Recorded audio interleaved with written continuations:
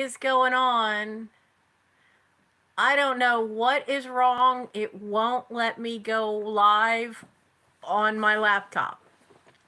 So I have to do this through the phone, whether I wanted to or not.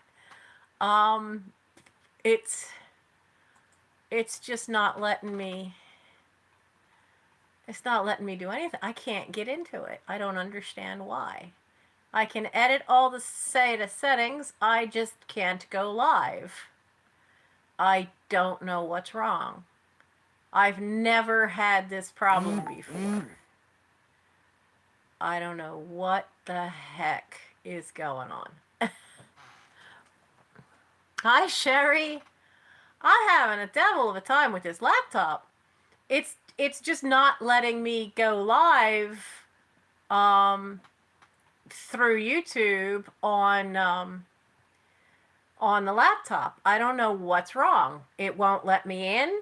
And then I notice it thinks it's got to do it on a mobile device. It's not letting me change that. When I tried to go in on my phone and get into the live that I had preset, it wasn't letting me in on the phone either. So this is gonna be fun because It wasn't letting me in on the get phone this either. echo out of here Gonna be fun because I can't see the chat at all on the phone. That's why I don't like using the phone if I'm going live through YouTube, because the chat just briefly flashes up over in this corner and then it disappears again. So I don't know what the problem is. So who found me? Other Nancy is here. Sherry's here. Nora's here. Becky's here. Retro Ruby is here. Deborah Tucker is here. Oh man, I've just had it's been a week. It's been a long couple of weeks. And then there's this, which I mean, this is the best I could do with it. She did not do what she was supposed to, because this side was supposed to come down at an angle to here. And then wait till you see how short the back is. Look at the back. This was supposed to be shaved, but this was all supposed to be long enough to kind of like hang over that. That was supposed to be long enough to hang over that. It's all gone. It was like, what did I showed her two pictures. I was like, this is what I want for the back. And she kind of got that, but she didn't leave. What her mistake was, she layered all this in the back, which just basically ruined it for it to like hang over. But this was all supposed to be longer and come down like from back here down on an angle to here. But she started to cut back here and then went too far and went, oops. And so to fix it, she just had to make everything short. I was not happy. So she only got a $6 tip. Um, I was not happy. Mike thinks I should take from like here up to here, just like this little section, and dye it. Because I do have some hot pink dye, temporary dye. And he thinks I should do that and then do like this long part. So it just kind of comes over a little bit as a highlight. Because he said this part being so pale makes it look like I don't have any hair there. And he's right, because it's so platinum blonde white that it matches my skin tone. So it does look like I got no hair right there. So so he thinks I should dye just like a little pop of color. What do you guys think? Do you think this should have like a little pop of color that comes up and over and just like to the ends of like this section? So it would just be like right here in the front, just this little pop of color. Because that way I won't look like I'm bald right there. So, I do know this. The scouts will love it if I have. Yup, see, that's the problem, Retro Ruby. You know the exact problem. We redheads we go blonde, and then it goes platinum blonde, and then it goes pure white as we get older. The problem is that platinum blonde stage, because it just blends in with your skin. That's why I always have to draw the eyebrows on, because like you guys see me and I have eyebrows. But normally in the sunlight, I have no eyebrows. because this side is red hair, but this side has a little bit of red hair here and a little bit of red here, but there's a gap of about half an inch that's platinum blonde. So it looks like am missing a chunk of eyebrow. So I always end up using a brush with a little bit of eyeshadow because you can't find eyebrow pencils that are for redheads. I've yet to find any that are here in the US. So what sparkles? The hair? Well, this looks good because you can see like what is the natural red hair right now. And that looks pretty good, but this here not so much. It is a lot cooler because we're already hitting 80-degree days, which when I was a kid, you didn't see an 80-degree day until July, beginning of July, and you didn't see 90-degree days until August. And now we go like spring is short, and by the time you hit June, we're hitting 80 degrees up to 90 degrees, and then by July we'll be seeing nothing but in the 90s, and maybe even a couple of 100-degree days. And then by mid-August, it's all dropping again already. So there's definitely a shift. Hello, Warren. Yeah, see, I bother only because it bothers me so much to have this gap where it's platinum blonde to look like I'm missing part of an eyebrow. Yeah, now see, in Arizona even shouldn't be up to 100 degrees yet, but they are. My big problem is that, and I blow dried my hair and used some of my son's product, but it's already flattening out a little bit on this side because my hair is so fine. I'll have to buy some mousse. I remember back when as a teenager, that's the only thing I ever did is I'd use a little mousse to fluff up my hair. I actually blow dried it for the first time in I don't know how many years. Hello, Linny's Mousse Got Loose. I love that name. Yeah, I was watching Ryan Hall, y'all, and he does forecasts for the whole country. And it's like there's this El Nino system, but the way it's sitting on the West Coast, it's basically pushing all this dry air and it just goes down and then comes up, and we're not due to get any rain. We might see rain next Thursday. That's a week from now. And I've got seedlings coming up for radishes. I've got trees from the Arbor Day Foundation I need to get in the ground. We already lost one of them because it just didn't take the heat we got. Last time it was 90 plus for today was 1918. Yeah, I believe it. I believe it. Everybody's going to be looking for ways to move north at this rate. I'm beginning to think Vermont might be a good place to go. But, so Warren is here. And how many do we have? I have 11 thumbs up, but how many people are watching? 19. So there's a couple of lurkers hiding out there. Hello to you. I'm glad to be back. I really am. I haven't been on Instagram. I haven't done anything with eBay or Etsy. I haven't shipped. It's just there was some health scares going on.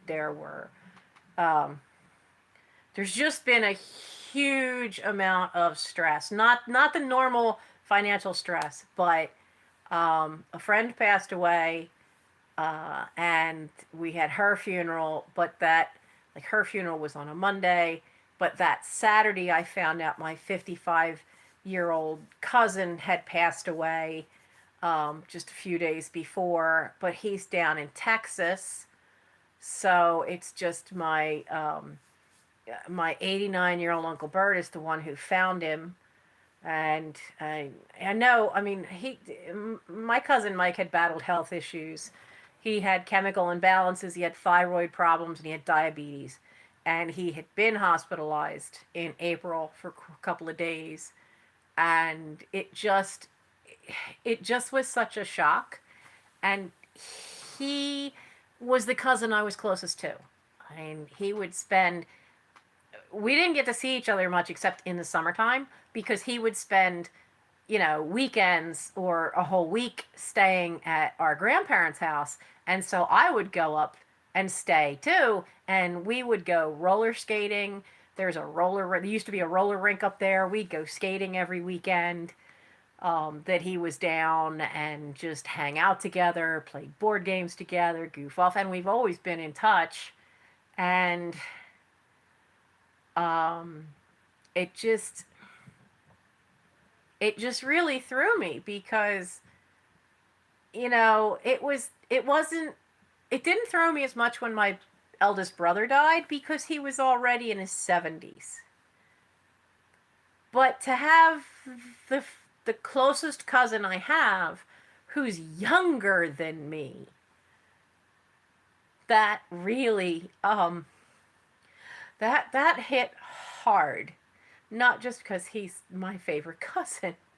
He's the only cousin I'm real close to because they're all so much older than me. And it that just really really hit hard. And the shock, and then having a funeral just 2 days later, uh, really flared up the depression. I was already battling problems with the high blood pressure.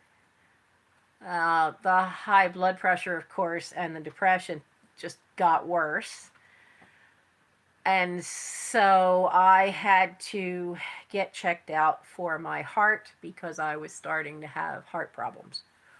The stress makes, I have a mild murmur, but the stress can make that murmur oh so much worse. And your heart basically, with a murmur is basically you have this valve and your valve normally fits tight. Well, a murmur is when there's a gap, that there's something wrong, that this flap doesn't close and cover the whole thing. So basically, when your heart pumps, well, some blood squirts backwards, it squirts back out. Now, that's not too bad if it's mild, but add to that stress induced arrhythmia, and you end up exhausted all the time. You end up with chest pains, not necessarily the type like you get to signal a heart attack, but you'll get like a little electrical shock. And I kept getting them, so off we went to the cardiologist, and so I just didn't have the energy to also come see you guys. I just couldn't do it. I just it was hard enough to do scouts for like 2.5 hours on those 2 Wednesday nights. I just and try to keep the smile on my face, and I just couldn't. So the all the tests for my heart have come back fine. They didn't find any blockages. They didn't find any problem with the vein, because there was a spot where the vein hurt, and it was the vein that goes across the stomach. And my father had died of an aneurysm there, so they checked that. That was another test. So all that's clear. All that's fine. They doubled the blood pressure medication. They doubled the depression medication. But it just needed time to work. And then with all that hitting me, it just, yeah. Sometimes that happens though, right? How many of us have had a time when life's just kicked us in the tail or in the teeth, and it really did. Hi, Marcy. It really did just knock me off my feet. and add to that my spine shots were yesterday. And when I get, about 2 weeks out from, we try to space them 4 months apart to get these spinal injections, these trigger point injections, because you could get to a point where those injections won't work anymore. And so the longer I can go in between having them, the better. But trying to do 4 months, then that last 2 months can be rough, because if you do any lifting, or for me, it's any bending. I can't bend over and grab anything off the floor, and can't lift anything. God, Gary bought 10 pounds of sugar, and it was all I could do to lift it to get it into the can. Um, so uh, that also was a factor in why I was like, I just can't. So off to bed for work, Lou. Well, thank you so much.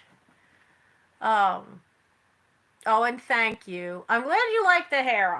It was not the cut that she wanted, and I didn't want to have to use the phone because I wanted to show you the pictures of what it was. I'll post them on Instagram because I wanted the back a certain way, but I have these. See, I have these cysts. I've got this big one hiding up here that I didn't get a call back from the surgeon who took them off the last time. So I got to call her office again. But one of them's right here. So I didn't want this hair that short right where the cyst is, because now you can see it when I turn my head. So it's going to take a little getting used to for me because it's too short. It's not what I wanted. I'll post the pictures. One is what I wanted that back, but I wanted the angle cut on the side, which would have put my hair down to here. So all this should have been longer. Even this side should have been down to here. So I'll post the pictures on Instagram. But right now I ended up having to film through the phone because I don't know what's wrong with it, but it's not letting me access filming on YouTube through the laptop tonight. I don't know what I did wrong. But yeah, and that's kind of what mine. I mean, it was supposed to hang longer on this side, but it would have been an angle cut, so back here would have still been short in the back.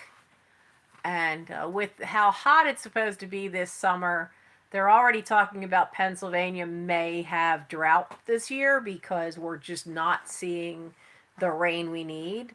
And so if they're already talking about it, and we're only at June, 2nd? No, June 1st. That's a worrisome thing.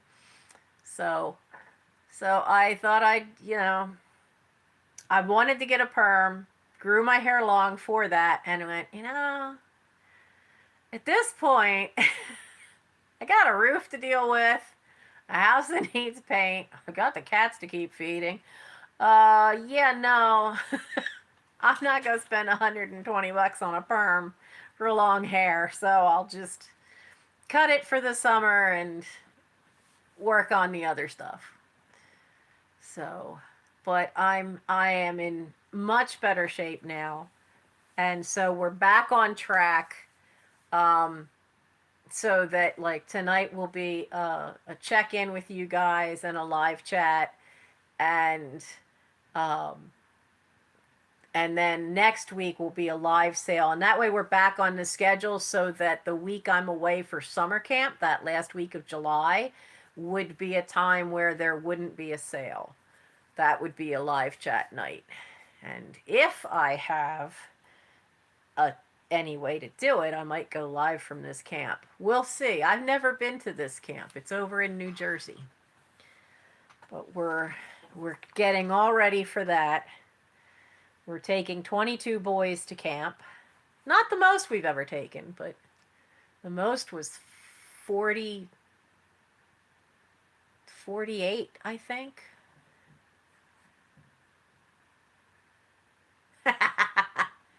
Lulu, when I get a perm, I will not let them use the small rollers.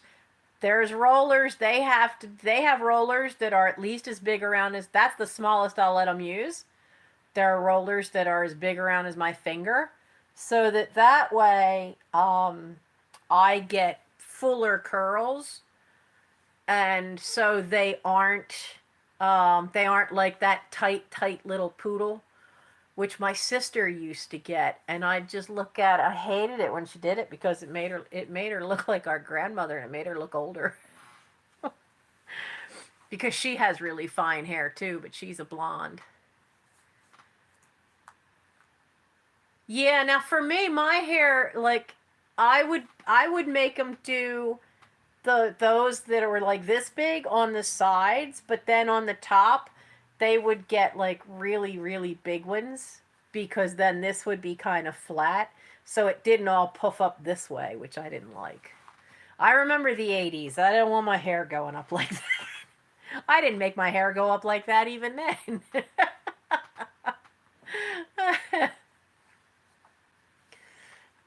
But I wanted to let you know what had been going on, and I am much better now. And I've had time. I've had time to grieve. I've had time to take care of myself, and I got my shots. But I also made sure I got checked out. Don't ever mess around with anything with your heart. It's not worth it to just mess around and then have something worse happen. So.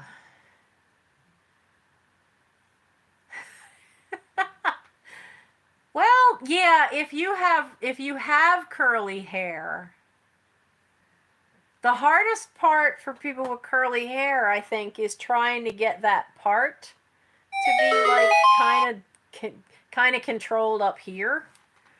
And I don't know who just. Hang on a second, guys. I forgot to put do not disturb on. There we go. Otherwise, we'll be getting messages going dee dee dee dee, sound like Zelda all night. Because that I know from people that I've done shows with when we were doing the operettas, doing Gilbert and Sullivan. It's like having all that curl up here was always a challenge. It makes it look a little too puffy. Hi, Bonnie. So I am doing better, and I've spent a lot of time researching bylaws because I have to write bylaws for an alumni association that I'm working on. I'm on the board to get started, and I was supposed to write the bylaws up, but it's different when your thing is related to theater. There's different parameters, and then so at least it kept my brain, when my brain started to work again, it kept me something I could look at once in a while. I did finish a murder mystery book by Carolyn Hart, Mint Julep Murders. I found that book interesting. I'd never read any of hers before, and it's all based on this woman who's a bookseller, and her bookstore is called Death on Demand, and it specializes in mysteries, murder mysteries. And I thought that was really cool. So I will have to try to find some of her other ones. Yeah, when I had a perm, I always ended up using VO5 of all things, but I would just, and you don't need a lot, I just take the littlest bit like this out of a tube, and you'd warm it in your hands, and when my hair was wet, I would put it all through the perm, so I would get curls, but I wouldn't get the frizz. And that was because my hair being really fine, a lot of products just don't work. Now, this is already sank a little bit because I tried this thing of Mike's, and it's some kind of spray on like hair wax, and it's holding here all right, but there's a cowlick right here. But this was all like puffier an hour ago, and it's already flattened out. So I have a hard time finding a hairspray or anything that holds my hair in place, or a mousse, because they sometimes weigh. If you have fine hair, it weighs your hair down. Conditioners are the same problem. I found a way around some of the conditioners is that when you go to wash your hair, you condition it first and then you wash your hair. And it takes the excess conditioner out, and it seems to work most of the time. Depends somewhat on the conditioner, but most of the time doing it backwards like that seems to work well. So, but I will be getting back on track. I have some things here that have to get mailed out. They won't be going out tomorrow, and Saturday I am book solid because it's the kickoff for this alumni association. Um, is on Saturday because there's a group called Young People's Theater Workshop that I was one of their. I think I was like the third generation of students, not generation, but the third wave of students that came into it, and they've been going for 40 years or 45. But there's the person who runs it now is shutting it down. And a bunch of us went, no, no, we're not going to let it be forgotten. It's been a training ground in this area for kids, and it has been life changing for a lot of us, especially ones like me who were so shy.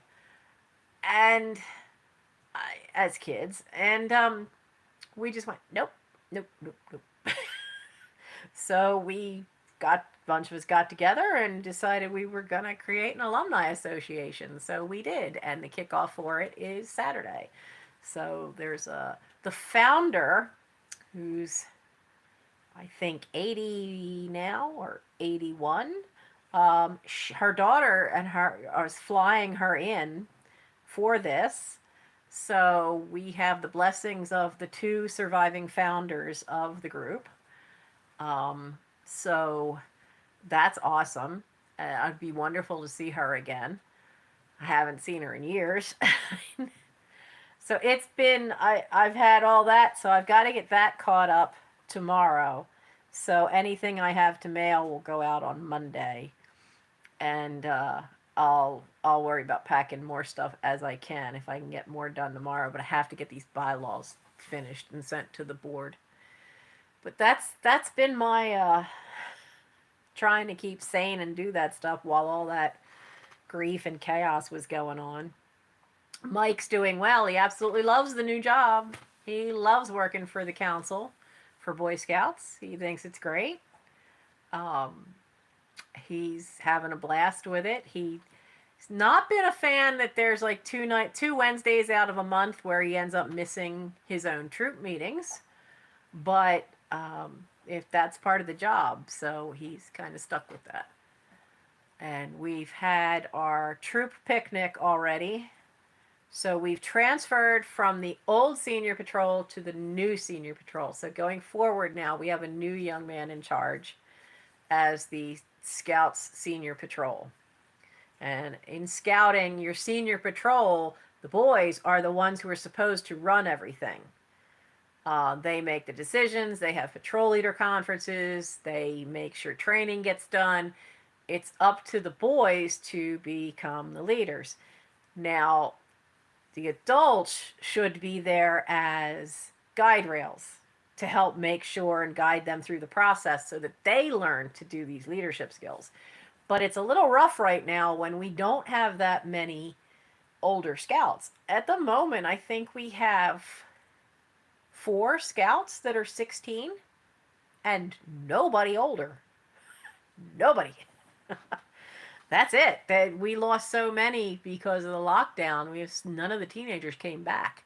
A lot of them made Eagle and then just went on to do other things. So that's gonna make this year. It made this past year a little bit of a challenge, but our past SPL, the one who just stepped down, made a deal with a friend of his who's also 16. That if he ran for SPL, then Jackson would run for assistant senior patrol leader.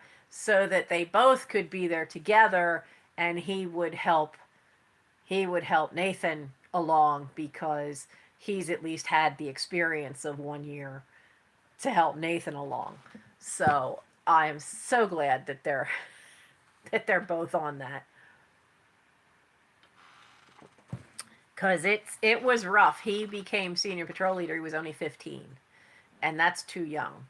Because it's a lot of work, and it's a lot of maturity you have to show, and it's you have to train them up as you go, and we really haven't had the chance to do that. So we're starting fresh. As of last year, we're really kind of starting fresh because the majority of the troop is under the age of 15. There's a handful of 15-year-olds. Most of them are below 15. And I think we've got 38 kids on the charter. So to me, it's like herding cats because I'm not used to dealing with the young ones so much. The younger ones, I don't usually deal with them until they're first class and working on merit badges. But all hands to the deck if you need it, and that's what we've had to do this past year because we've had, how many do we have now? 6 or 7? 6 13-year-olds who have joined in the last 7 months. And that's hard for a kid to come in that late into scouts. And so you've got to get them as fast as you can through all the lower ranks so they can catch up to all their buddies.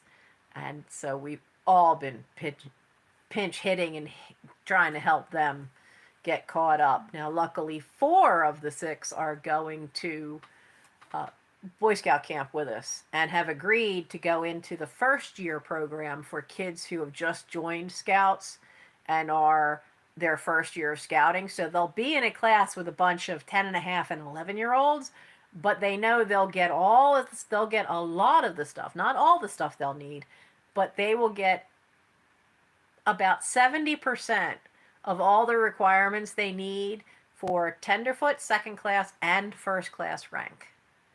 So that'll be awesome. It'll give them such a jump start. And we are going to have a special meeting next Wednesday where the older scouts are going to teach all these younger ones, all these lower ranks, all the requirements that they still need and if they're not going to summer camp, then all the requirements that so the ones that are going to camp are going to be a separate group, and they're going to get taught everything that's not being taught at the summer camp. And then all the kids who aren't going to summer camp, we're going to try to get them through as much as possible of what they would have gotten if they had gone to camp. So, hello, Sawdust here. Yeah, it's quite a change, isn't it? It's too short, but it'll grow, and I'll get used to it. The only thing is next week it might have a pop of color right here, which is what my son says it needs, so that I don't look like I'm bald right here where all the white and platinum blonde is. So, because looking at the screen, it really does. I mean, it does look like I have no hair there. It is a lot of work, but I love being in Scouts, and I really, really miss the fact that I have not been able to go camping with them for the last year. I really, really miss that because I can't crawl into a tent. Now we did a test at the spine doctor's on Wednesday. I could get down on the floor and kneel. Had real trouble getting back up. But in the short time I was kneeling on that hard floor, no muscles spasmed. It didn't trigger any Charlie horses, which is why I couldn't go camping, because I couldn't kneel and I couldn't crawl. It would cause the upper thigh muscle on the left leg and the lower calf muscle on the left leg. It would cause both of them to Charlie horse. So we think the nerve damage has healed enough that I'm to try it out in the garden now and then. But to do that, I have to get the walker down from the attic because I can't get up. I can't get up without help. So unless I have something to like really hang on to help pull myself up, I don't dare try to kneel or anything without somebody being around. But I still have the walker. I kept the walker. The walker's up in the attic. And the walker's from when I snapped the ligaments in my ankle at certain training for wood badge. So, um, so that I'll keep you posted on how that works. But that's also good news that it maybe finally the nerve damage maybe healed enough that it looks like. And if that's the case, if I can actually kneel for more than, I have to be able to kneel and crawl around for like at least 15 minutes without it spasming, without it triggering anything before I'd be able to go tent camping.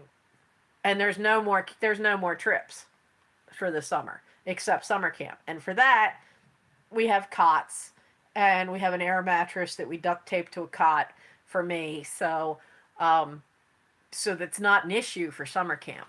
But I'm praying I can do this.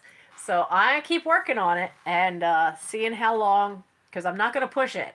I'm not going to try to do 15 minutes all at once. I'm going to give myself like 3 minutes, 5 minutes, and do that a couple of times each. And just take it slow. I'm going to take it slow. But there's plenty of work out in that yard to do because it's so overgrown with ivy and honeysuckle and half a dozen other vines. So I'm gonna be careful, but I'm gonna train myself so that I can go camping because I volunteered to plan the trip in October. So I'd better be able to go on it. Good night, Sawdust. Oh, sawdust. Camping, being able to go out and go camping is my stress relief. Yeah, it's crazy with the boys. You got to keep them occupied. But for the most part, once you give them what they've got to do, they're good, except at times when you got to oversee the cooking to make sure they don't burn the food.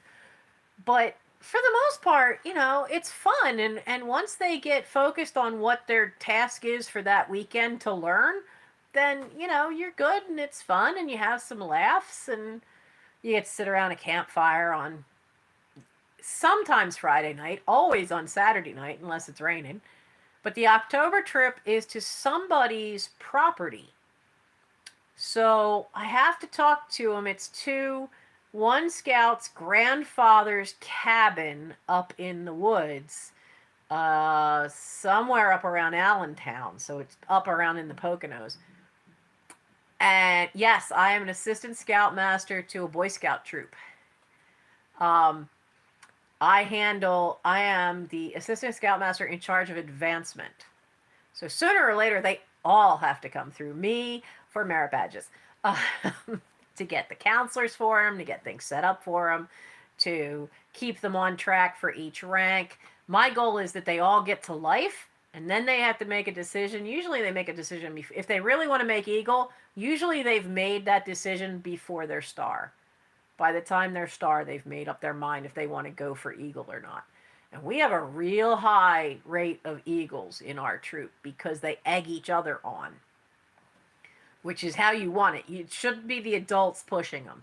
It doesn't mean as much to a scout if their parents just shove them into it, that you have to be an Eagle. It has to be a choice for it to mean something to the kid. So if it's their choice, I will sit there and make out a plan with them. And all 4 of the kids who are going that are just joined at 13, all 4 of them want to make Eagle. So part of what I will do at summer camp is we will sit down one-on-one at a picnic table at the campsite. We will go through all the stuff they've already done, and we will make a game plan of, okay, here's all the badges you're going to get at summer camp. We know you're getting swimming. You're going to start camping. You can't do that all in one go. And then there's one merit badge you've picked. Bless their hearts, every one of them picked an Eagle required badge for that one they could pick on their own. So that's great. So that means that's 2 Eagle requireds that they should have finished. Most of them are taking first aid, and then they're all automatically going to take swimming because it's in the program. So that's 2 Eagle requireds right there.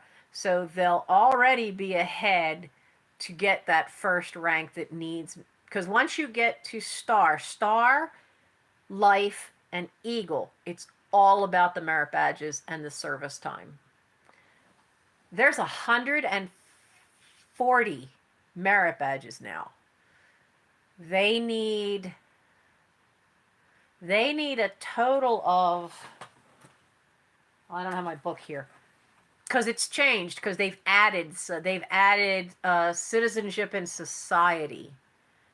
So they need a total of 38 merit badges to make Eagle, plus they have to plan, present, get it approved, then do it, organize it.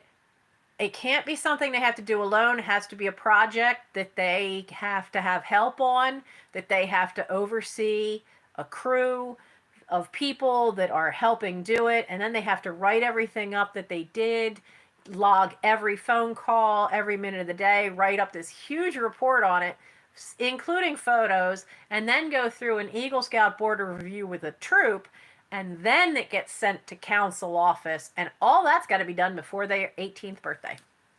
Has to be to council office before they're 18. Their board of review from council can happen after they've turned 18, but that paperwork has to be there before they turn 18. So it's a lot. It often takes a kid, once a kid gets life, it often takes them 2 years to get Eagle done. And if a kid's only starting Scouts at 13, that puts it on a massively tight time schedule.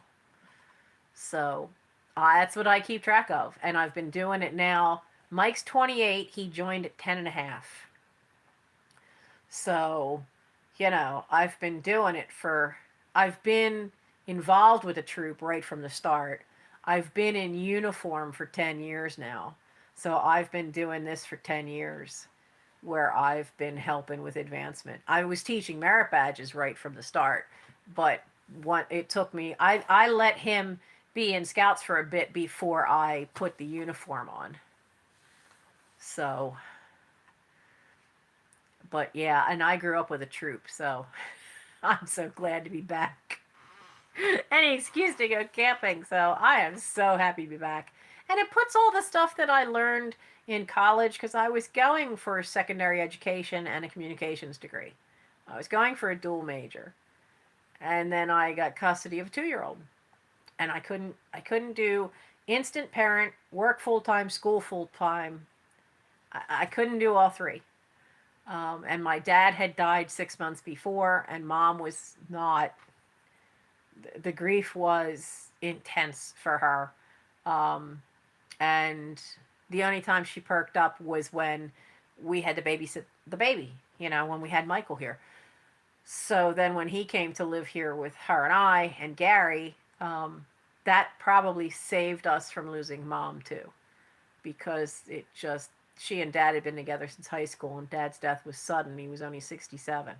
So it was quite a blow to her. I mean, here's this woman who, seriously, the wind and the will to live really seemed to have gone out of her sails.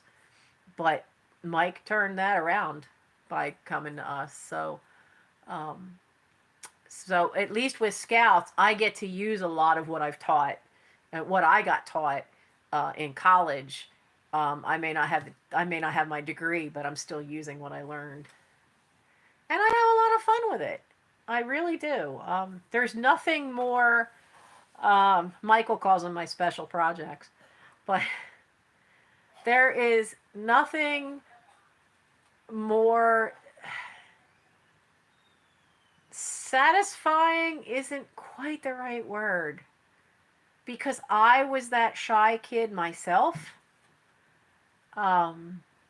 As a 13-year-old, when I went into Young People's Theater Workshops, I think I was only 12. maybe 13. But I was so painfully shy. And I know what worked for me and things that I got taught. And I remember what it was like. And so when we get these kids who are so quiet and so shy, they're the ones I tend to gravitate to and help them because I've been there. And I didn't get a lot of help within the family for how shy I was. The family, to some extent, certain members of the family were the cause of how shy and insecure I was. Um, so I tend to gravitate to those kids. And it's been a real blessing over the years to see these kids who barely open their mouths, always look at the floor, and to see them grow and change into these incredibly strong young men. One of them actually, I wonder if he's graduating this year, or did he graduate last year? One of the young men that was like that went and got in at West Point.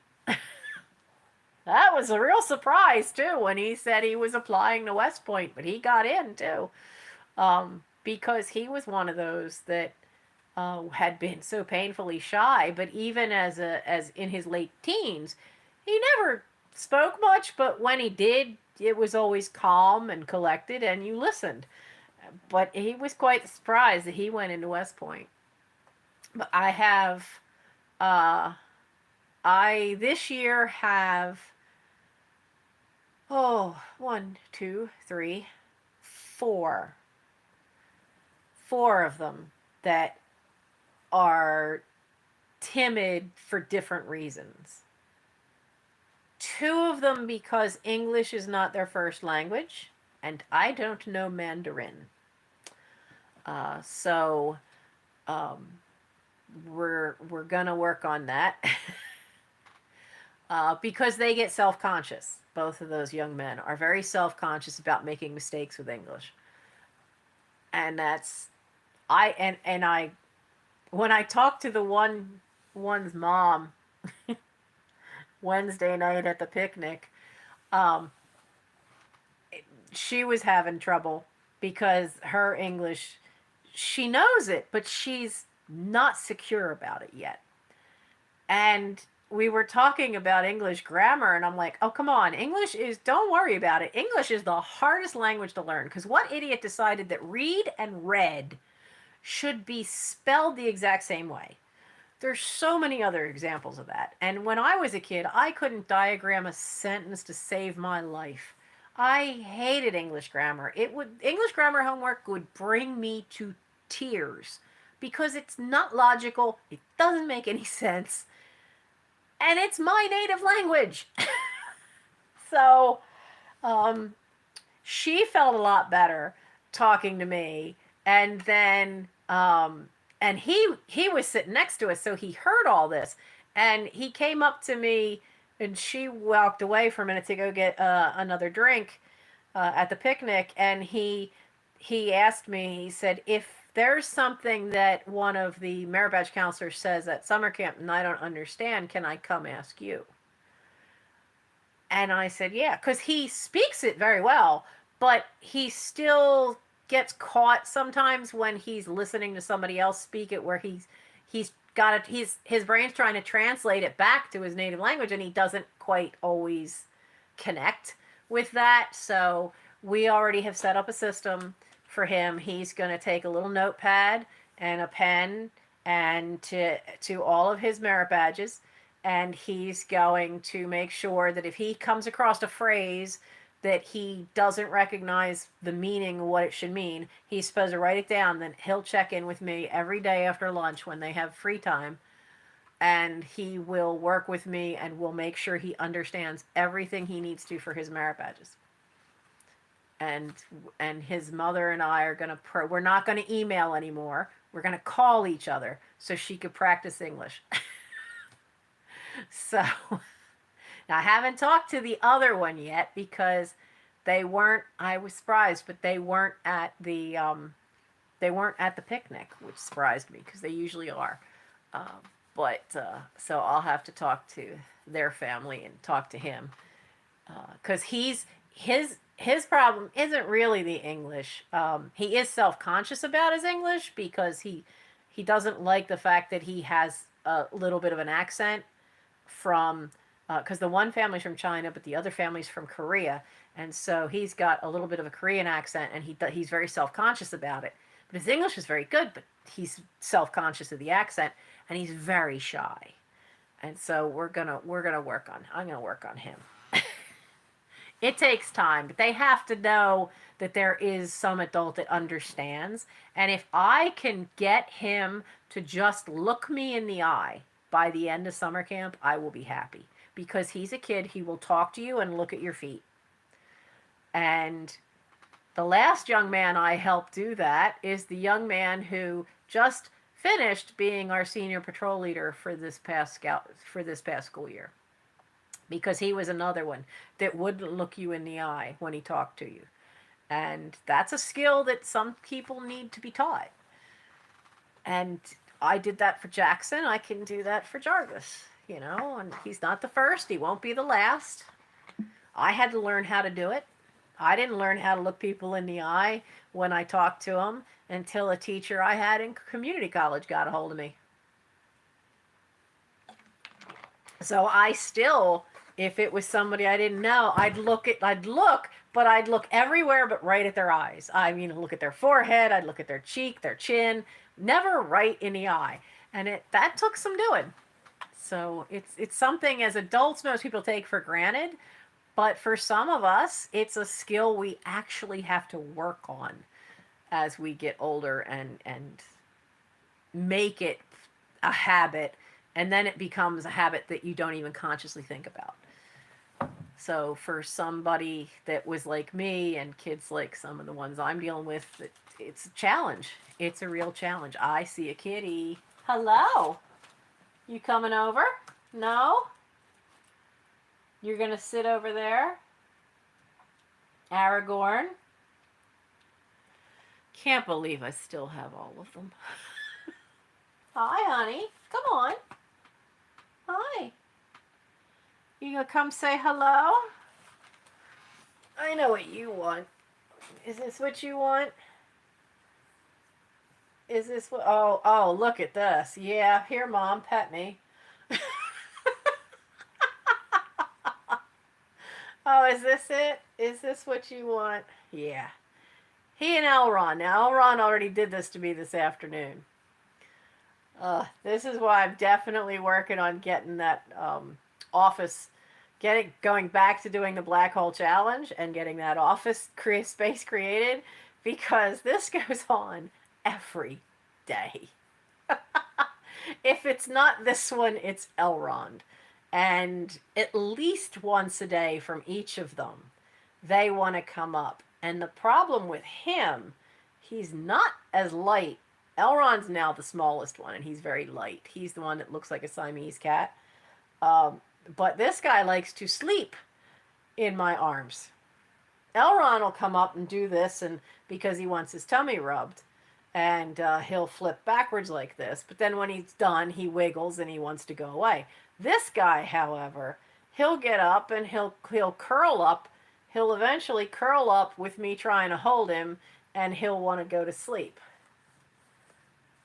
Like this. Yep, this is it. Yeah. He'll try to sleep in my arms. So, say hi, Aragorn. Yeah, look how big you are.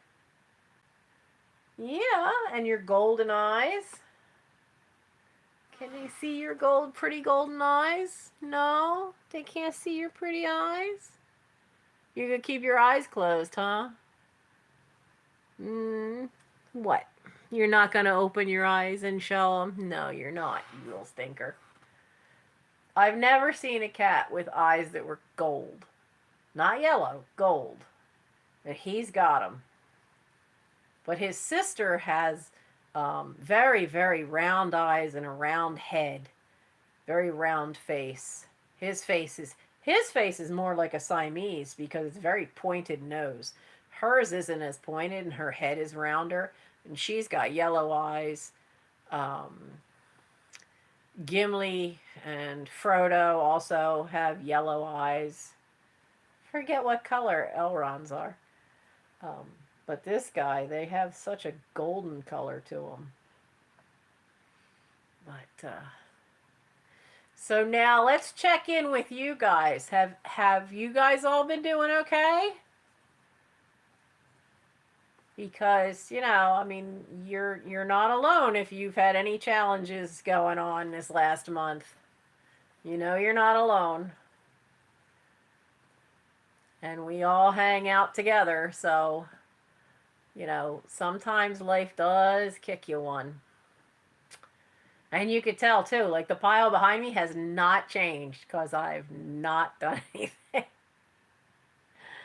Oh, and I hate that because that adds.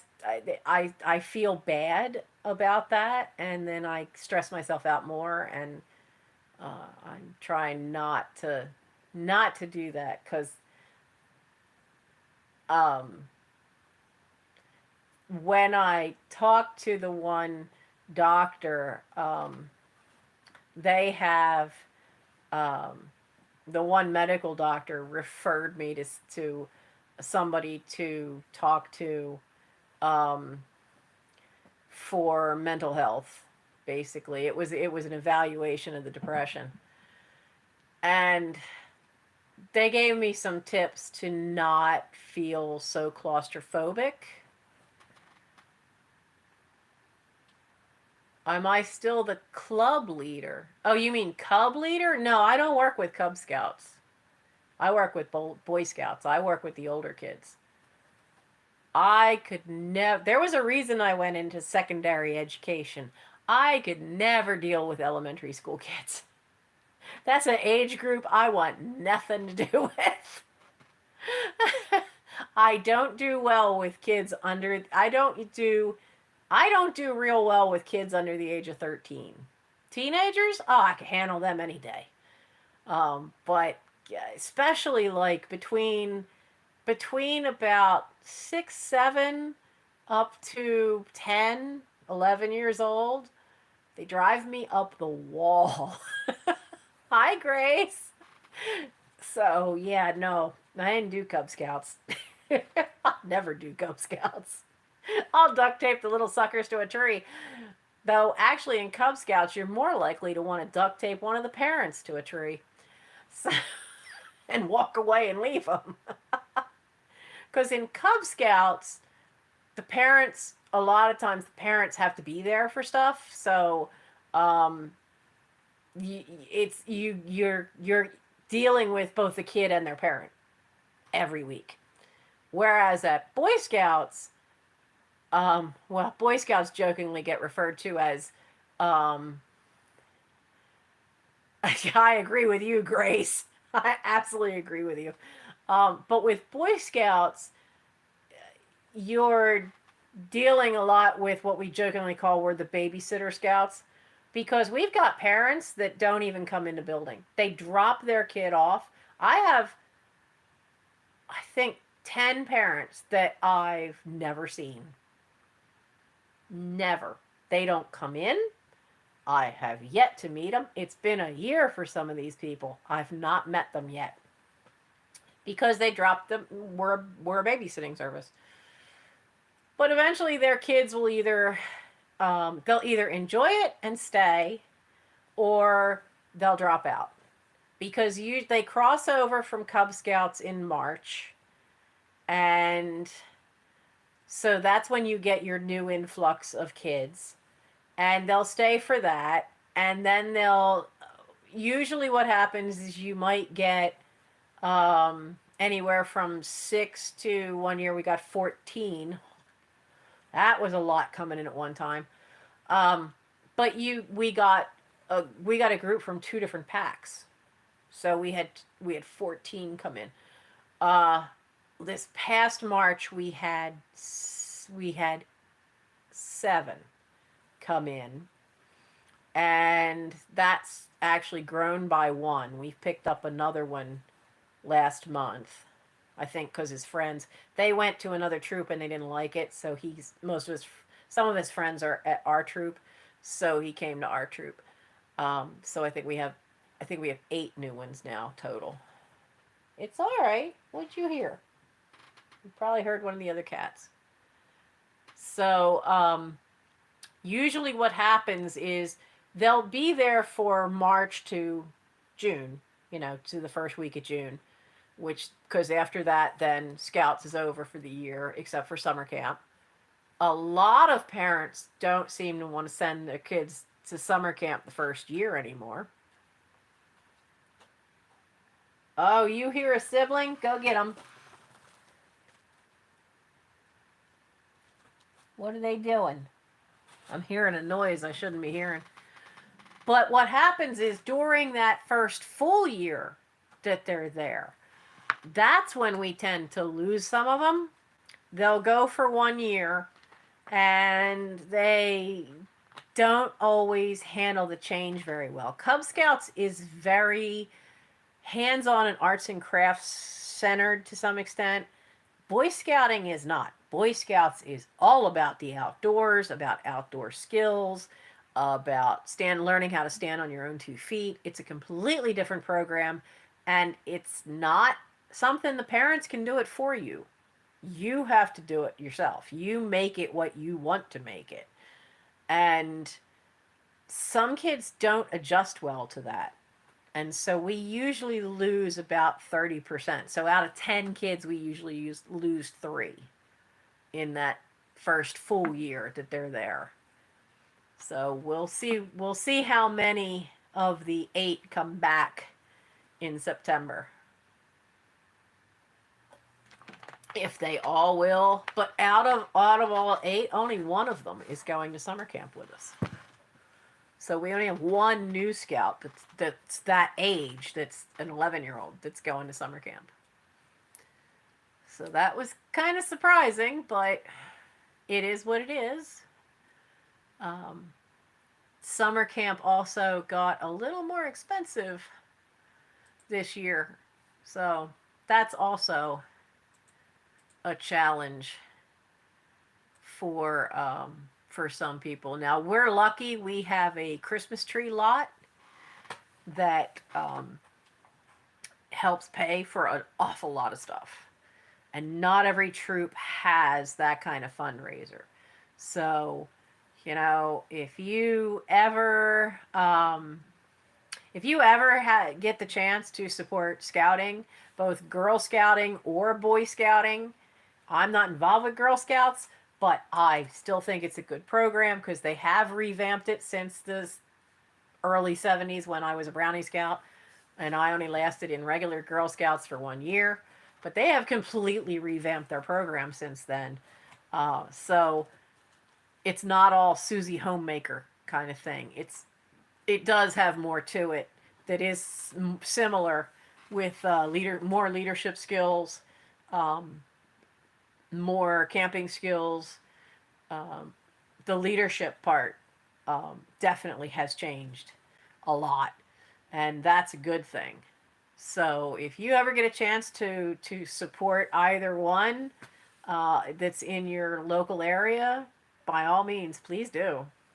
If you have a special skill that lines up with a merit badge for either one, consider becoming a merit badge counselor for your area, because there are merit badges out there that we don't get done because we don't have enough people. I am one of only 3 that does the sculpture merit badge. I'm near Philly. Our council goes from the Delaware state line up to Philadelphia. And in all that area, there's only 3 of us. And that's a big area, and we're really spread out. I'm the only one at this end of the council that does the sculpture merit badge. Lisa's going to take over doing textile for me because I don't really like that one. She knows more about that than I do anyway. She's going to do pulp and paper. That's another one. they're not hard merit badges. It's just finding somebody with the knowledge base to be able to do it. There's a dentistry merit badge. If any kid wants to get that one around here, they have to go up into Philadelphia because there's only 2 guys, and they're both up in Philly. So, it's volunteerism, no matter what your age, can be a really wonderful experience. It really can be. And what I find real fun, especially at summer camp, one kid dubbed it story time. And it's similar to what you and I have done, in that you guys have asked me a question and I've given you the whole background on something, or I've told you a story of something from my family. Sometimes we've talked about the odd pets or some odd thing that's happened. And I do know that I have the gift of my mother's family, where you you tell things in the way of a story. You use that format to explain something. And so when I do excuse me, sir, get off of that. When I do a merit badge, you can't change any of the requirements in a merit badge. And you really are testing them on what's in the book. There is a merit badge book for every merit badge, and it has everything in there that they would need to know, but then they have to discuss it with the counselor or work with the counselor if it's wood carving. Some things are more hands-on than others. So you have to actually be there and show them how to do some things. But you can add information. And so they tend to get a lot more information. I do the American Heritage one. I do the Scouting Heritage one. And they tend to get a lot more information from me than is in the book, because I have more of a background with some of those things.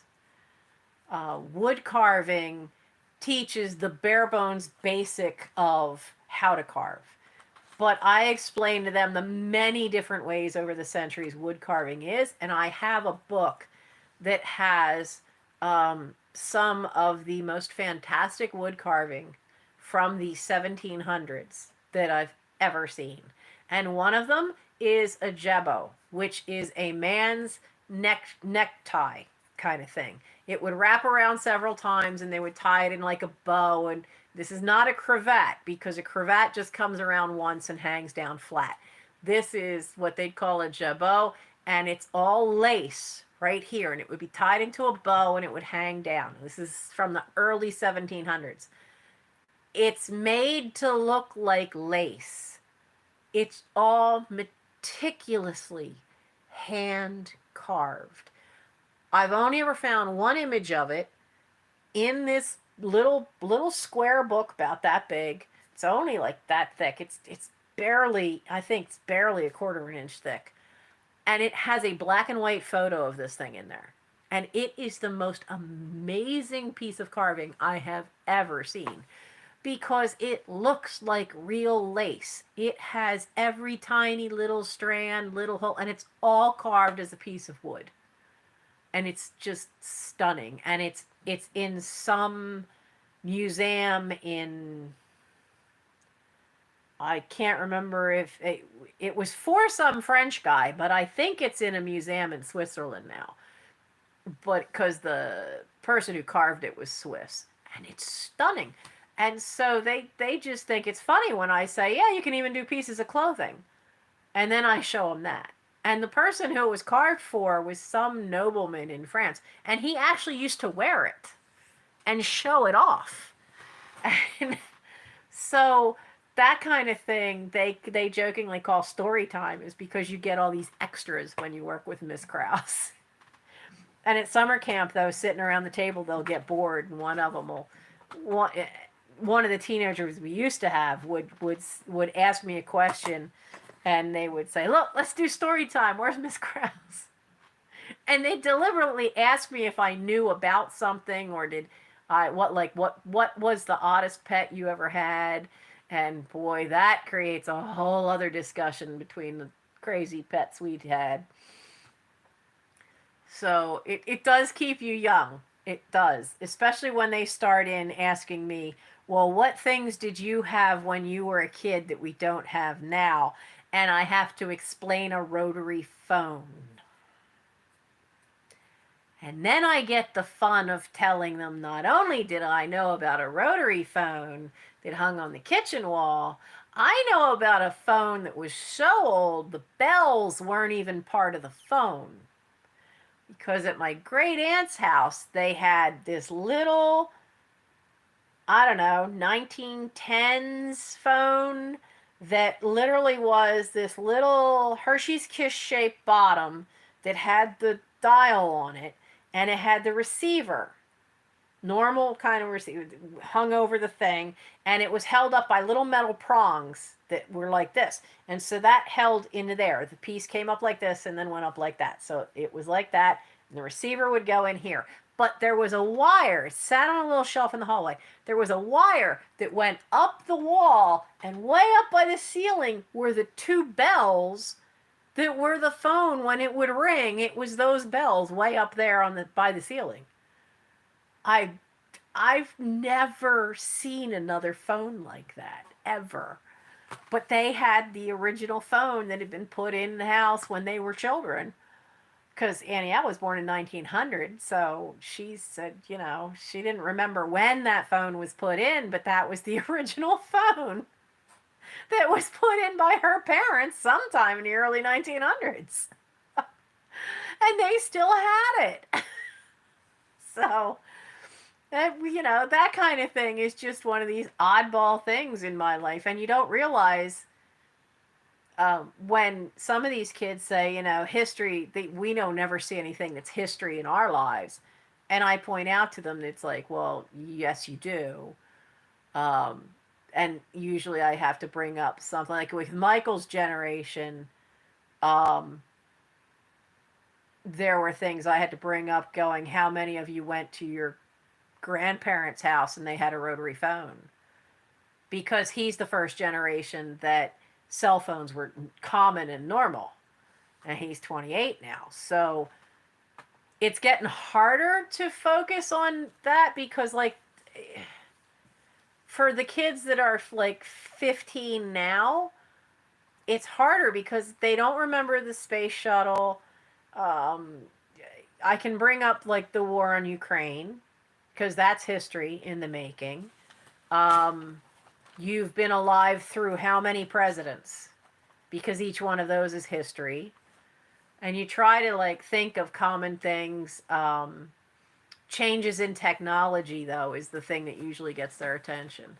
So it gets a little tougher when you're talking about the technology because I'm not that up on the technology. So why are you on my feet now? He's still down there.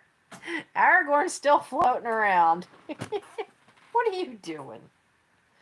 He thinks he's going to sleep in my room. He's been trying to sleep with me each night. And it's just, I have a twin bed. It's not big enough. It is not big enough for me and cats. Maybe one of them, but not that many of them.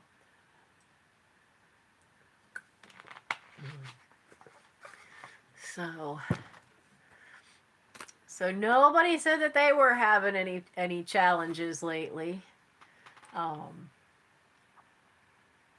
My challenge, I want to set a challenge for myself for next week because I know this weekend I have to get those bylaws finished. And I have to have the training plan figured out for next Wednesday night. And then after those two things are done, and then all the events that are going on Saturday are done, then I can get this stuff that's piled next to me, get the postage on that, so that that can go out of here on Monday. I have a car. I have a car back to be able to go to the post office and just drop it off. So I'll get that out of here Monday. And then I need to spend some time working on my dining room. I can't get in the door now.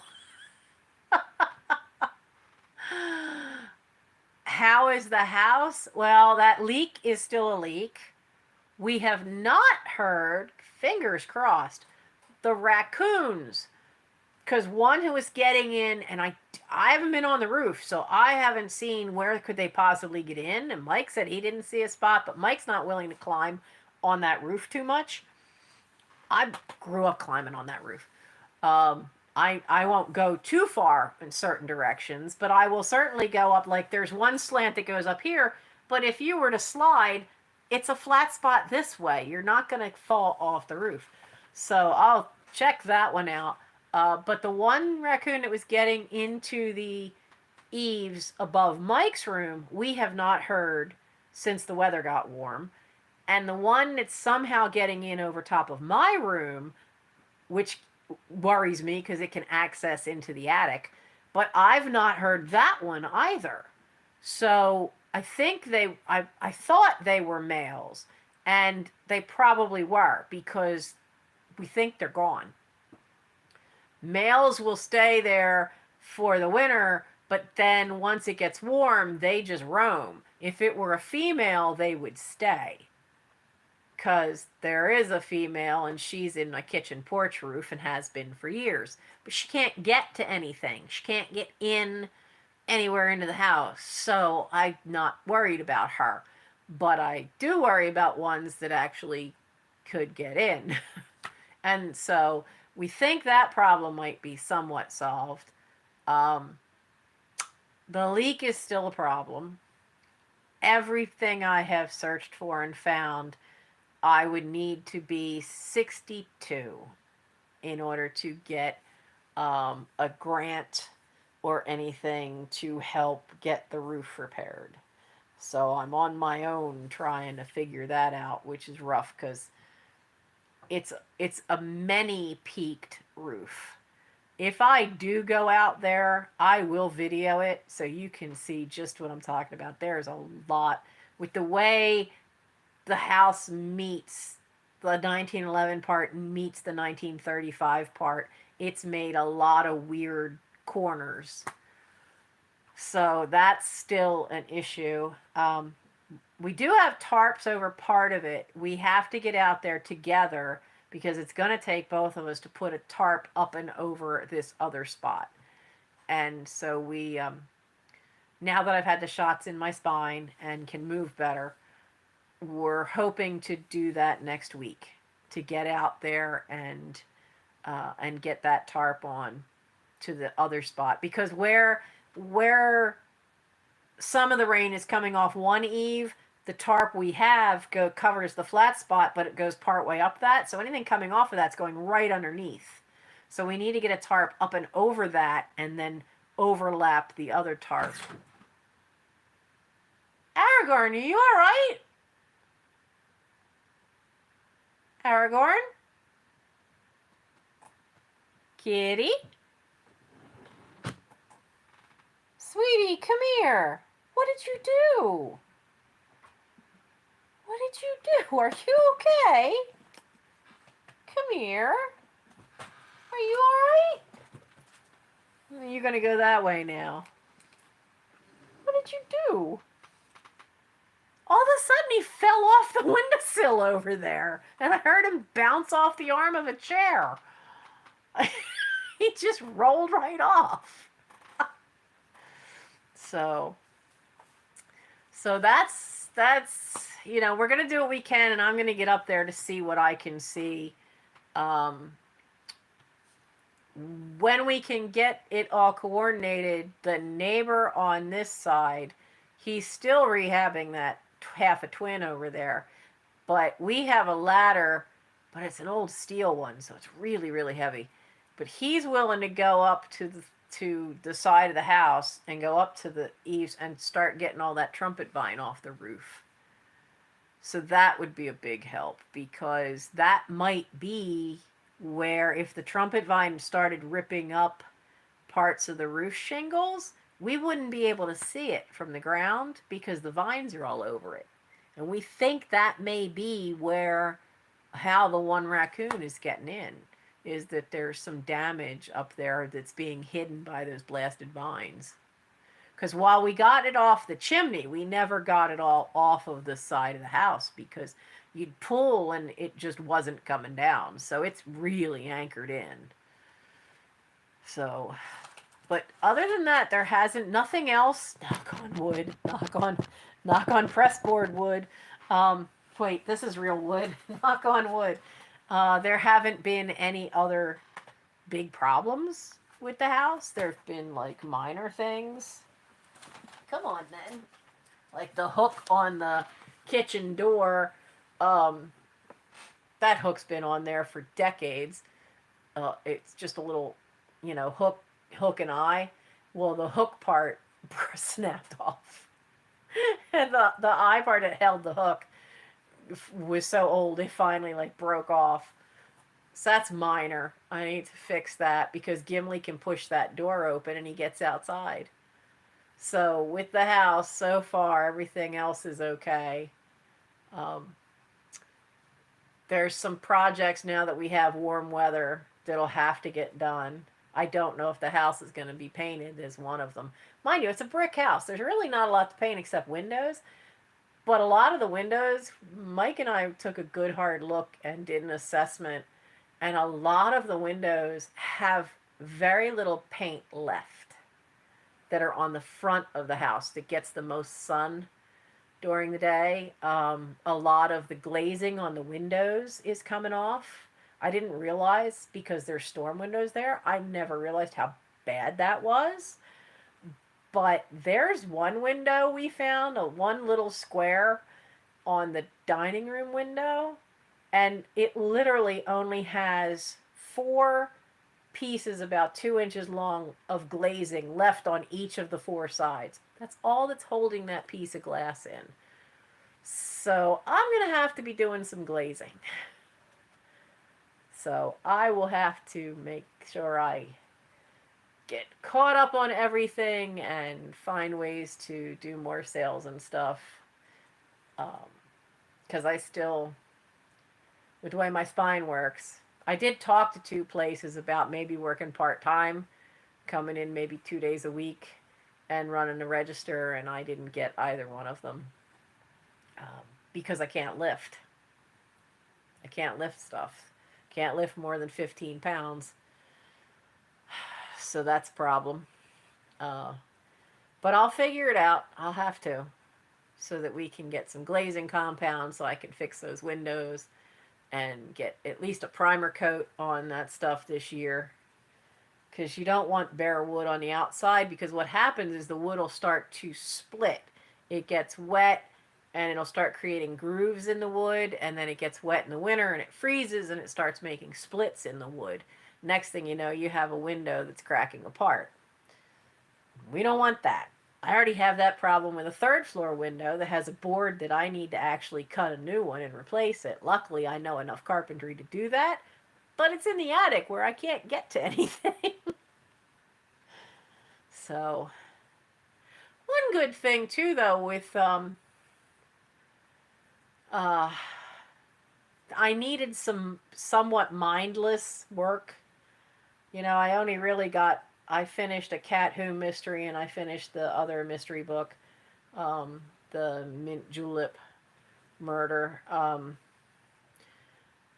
I really couldn't read anything that needed a lot of brain power, and I couldn't do much that needed a lot of brain power.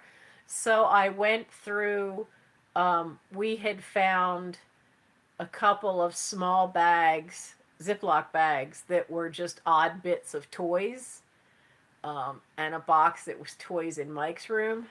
Kiddo, you gotta go down. My arm's giving out. Come on, go upstairs to bed. Let go. Go to bed. Go upstairs. I know I'll find you asleep on my bed. Go on. No, he's gonna come back. But I found Lord of the Rings pieces to Mike's Lord of the Rings action figures, which were some of the few toys, that he, you're not going to take no for an answer, are you? That he wanted to keep. Look, all right, here, look. We're going to have to do this. We have to do this with that arm. That arm's stronger. So I know where that box is. It's just inside the attic doorway. So I filled a Ziploc bag with all the parts that are to that. I found a few Thomas the Tank Engine parts, the wooden ones. Um, that's also one of the other toys things that he wanted to keep when we were getting rid of all his old toys. So I found a bunch of, I think I found 6 different Batman action figures that are only like 6 inches tall. Found a couple of Star Wars ones. All those are going to end up being sold. But we went through, and anything that was broken, we ditched.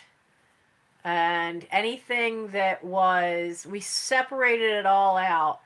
Um, he helped, some of them have little notes with them because he had to identify them.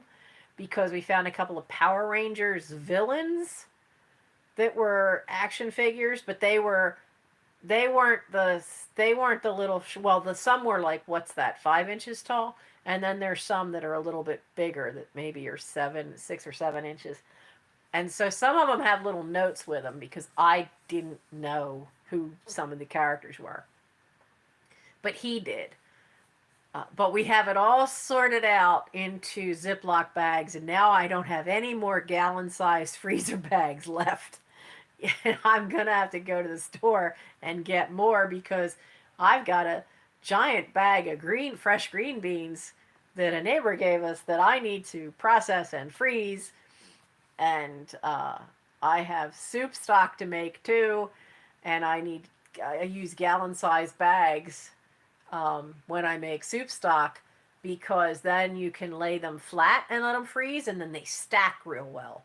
But I don't have any more gallon freezer bags because I ended up using them on all these toys.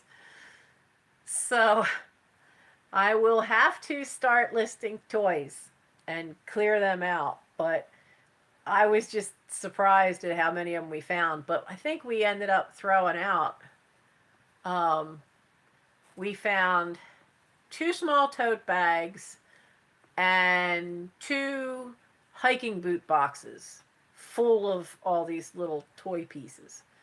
And I think we threw out like an entire tote bag worth of just broken stuff, bubblegum machine, or just little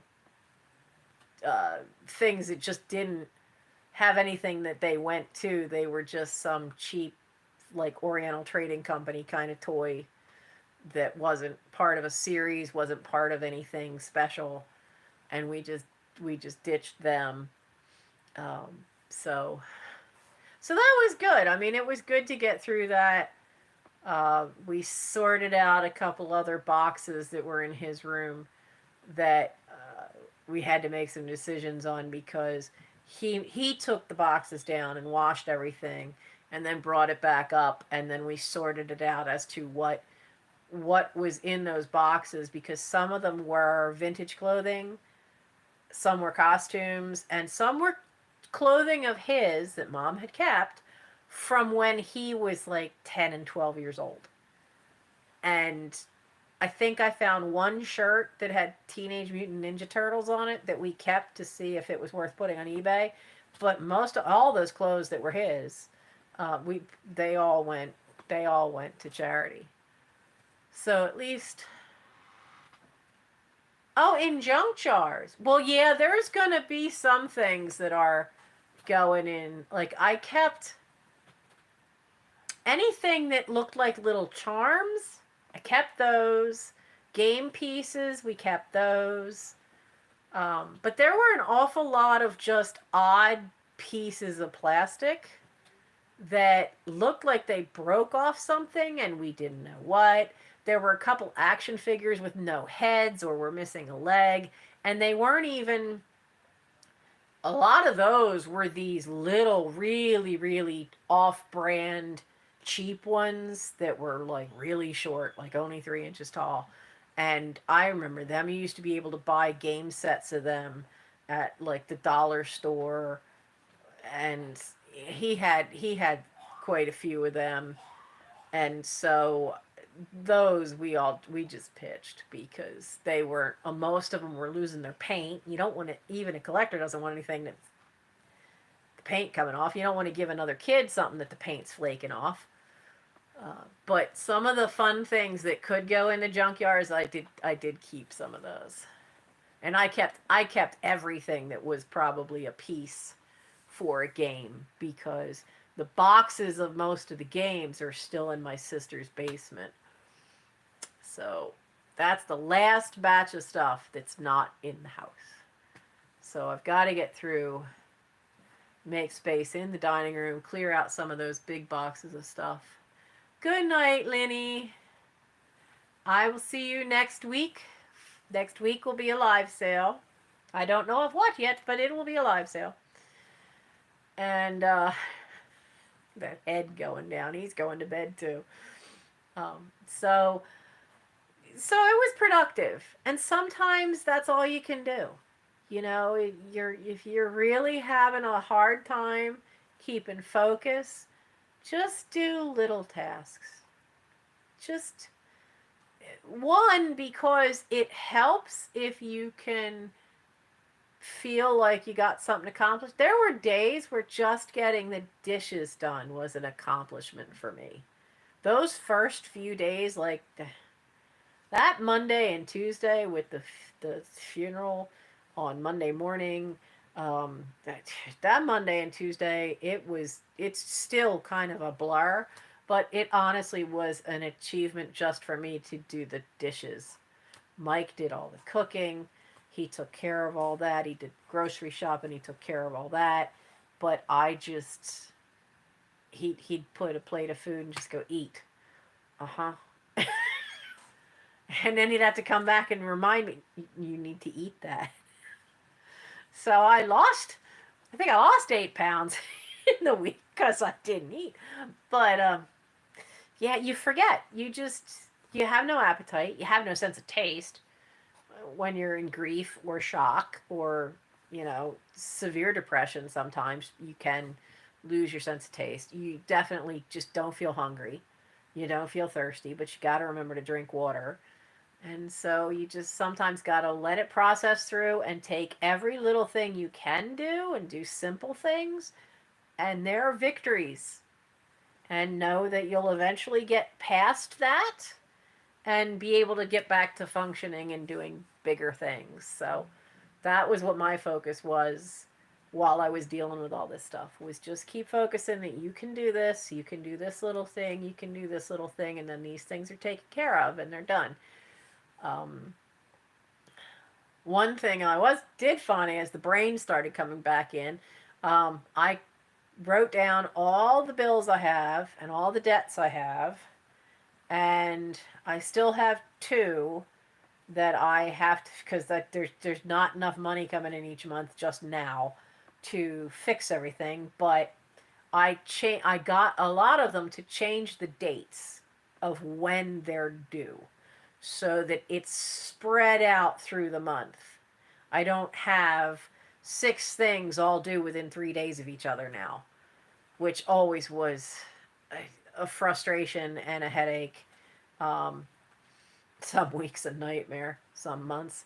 But now they're all spread out more evenly throughout the month, which will make things a lot easier. And the bigger ones are now after I would get my rent check from my brother. So that takes some stress off. So if you have challenges like that, sit down and make a list of who they are, what the minimum each month you have to pay is, and what's the due date. And then if there's too many of them at one spot, start calling them and ask to have the due date changed. And I did that with utilities too. I managed to get one of the utilities changed, as well as 2 that are old debts. The credit card's already closed, but I still owe a little bit more on them. And then with the remaining 2 credit cards I have, but 2 of them were debt, and the other 2, well, one was a utility and the other one was a loan that I'm still paying off. The loan is pretty good. The loan now is under $2,000. So that's an old loan. But But it's progress. So, that's something you don't even think about, but you can do that. You can get control of that and space it out better to help reduce the stress of having everything, so many things hit at one time. And I finally, the brain came back into gear, and I bit the bullet, and I did that, and I got that straightened out, and it does really make me feel better. Um, it is one of the things that when I had talked to about the evaluation about the depression, they talked about things like that. Is that you need to really focus on what is stressing you out, fine tune what that is, and then think about, is there anything at all you can do about that? And he brought up things that I hadn't thought of, and one of them was about the due dates of when do your finances come in versus when does all the money have to go out, and how is the balance of that working? And I just went, what balance? I've robbed Peter to pay Paul so much that they've both gone into witness protection at this point. So he laughed at that, but then he went, okay, I see that's pretty bad then. What was the other one he said which really surprised me? We all know that all this visual clutter is a lot of visual noise and is hard to deal with. But one of the things that really surprised me is he said, when was the last time you cleaned the windows in your house? I was like, the kitchen ones? I did the kitchen back door and the ones these guys look out of, just within the last 2 months, because the one these guys look out of, they're always sticking their noses against it or their paws, so you got to clean that one pretty often. And he said, having dingy windows can actually make your house seem dingier because you're not getting as much light in as you think. And so he said, you might want to think about, at least on the inside, giving the windows a clean. If you can't get to the outside, that's okay. But do the inside windows because it lets more light in, and the more natural light your eye sees, then it does something to your brain. Just like being outside, even if you can only get outside and go sit on a bench or sit in a lawn chair in the yard and drink a cup of tea outside, just getting outside in the fresh air and the sunshine does a massive boost to the chemical imbalance that depression and frustration can be to your system. And so I do try to get outside now that we've had decent weather, to at least go out, and I set my timer on my phone, and I'll go out with a cup of tea and a book, and I'll sit in the swing out there and just read for 15 minutes. And that definitely does help. And I always knew that's always been one of my things that does help. But I never thought of the windows. I never ever would have thought of the amount of light that comes in. It's actual natural sunlight. That hadn't occurred to me. And so I did the other kitchen windows. Now, can I tell you, that kitchen is so badly laid out. The refrigerator is in front of a radiator, which is in front of one of the windows. So that window, I don't know the last time that window was cleaned. But boy, that was a big difference. And those windows at least are the newer ones, so I can tilt them in so I can clean the outside part. But yeah, it made a big difference on the two windows in the kitchen. And the biggest difference on the other window, the dryer vent is right below that window, and it's down near the ground. But all that times of steam with little dust particles over the winter and stuff, every time we do laundry from the dryer, the outside of that window was amazingly dirty. Not the inside, but the outside. And when you looked at it, you realized there's like little bits. When you wiped it, it was like little bits of lint all over the window. So it made a big difference in the kitchen. So as I can get to windows, I will be doing that one. I thought he was joking. I didn't take it seriously, but I thought, oh, I'll do it. I'll try it, and it did make a difference. Yeah, I was surprised. It did make a difference. It also makes a difference, like he said, any spot that gets particularly dusty, it to make things so that light reflects off them also brightens up the room, and it brightens up your life. And I know that does work because I went partway down the shelf over the kitchen. There's a 10-foot long shelf that's got all kinds of glassware on it, and getting all that cleaned off. I just grab a couple when I would do dishes, and I'd wash them off and then dry them off and put them up there, wipe that section of shelf down. And it really does perk things up. It really does. It's surprising. It's such a little thing, but it really does. So the next chance I get, I will do that in the bathroom, because there's a little glass shelf that has all these little tiny penguins on it to decorate in the bathroom. And because it's all black and white tile in there, and they need dusting. They need cleaning. So that'll be the next one I tackle. So it's little baby steps, and it's little things like that. And you don't realize that they help you so much, but they do. I was surprised. They really do. Little tiny things can sometimes brighten up your perception, even when there's all this other chaos around. Sometimes you can only focus on the little things, because life is just worn you down and worn you out. So I hope you guys are doing fine. I'm going to take Sleepy Baby here. Yeah, I saw the ear perk. You're not totally asleep yet. You're not snoring. I'm going to take him, and I'm going to get to bed, because it is 10 minutes of 1. I don't know if anybody else is on. Hey, sweetie, I got to wake you up. Hey, Aragorn. Come on, sweetheart. Hey, hi. Oh, the purring is starting. Hi, honey. We're going to go to bed.